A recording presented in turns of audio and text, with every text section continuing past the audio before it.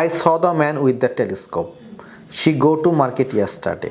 এই দুটো সেন্টেন্সের মধ্যে কোনটি বেটার সেন্টেন্স? আপনি নিশ্চয়ই বলবেন this one is better sentence because এটা গ্রামাটিক্যালি কারেক্ট। কিন্তু আপনার ধারণা ভুল।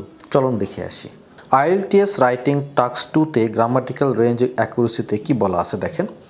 I saw the man with the telescope, এখানে কিন্তু কোনো গ্রামাটিক্যাল মিস্টেক নেই। এর অর্থটা কিন্তু একটু কনফিউজিং। কেমন কনফিউজিং? আমি কি একটা মানুষকে দেখেছিলাম যার হাতে টেলিস্কোপ ছিল, নাকি আমি টেলিস্কোপের মাধ্যমে মানুষকে দেখেছিলাম? কোনো গ্রামাটিক্যাল মিস্টেক হয়নি, কিন্তু কমিউনিকেশনটা একটু unclear. She go to market yesterday, definitely একটা ভুল। She went to market yesterday, কিন্তু এখানে কমিউনিকেশনটা কিন্তু ওকে। এখন আমরা একটু মার্কিং ক্রাইটেরিয়া যাই। দেখেন, ব্যান্ড 6 পাওয়ার জন্য আপনি কিন্তু কিছু এরা করতে পারেন গ্রামারে, কিন্তু এটা কমিউনিকেশন রিডিউস করবে না।